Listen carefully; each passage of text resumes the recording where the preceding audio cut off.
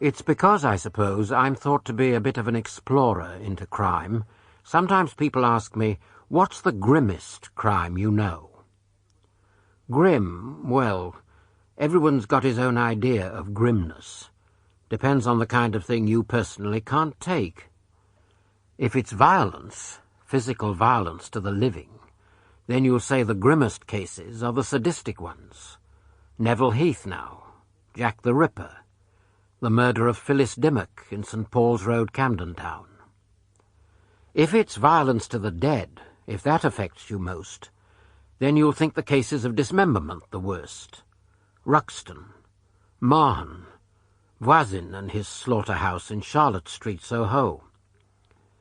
But if you're like me, and what really horrifies you, far more than blood and blows and mutilation, things that usually result from frenzy or from panic, if what really horrifies you is the presence of stark evil, not evil that flares up and then dies down again, but evil that is cold and constantly maintained, if that's what makes your flesh creep and sends shivers down your spine, there can be nothing grimmer than the story of the Stauntons. It's a story, I think, that ought to begin what may seem the wrong way round. Usually the key to a murder, the explanation of it, that's to be found in the character, in the nature of the murderer.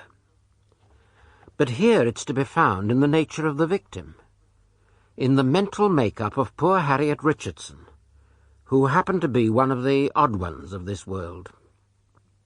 Odd how? The simplest thing to say about Harriet is she was a child, a grown woman physically, 33 years old at the time the story opens, but only a child in knowledge and capacity and temperament. Temperament, that's the most important point.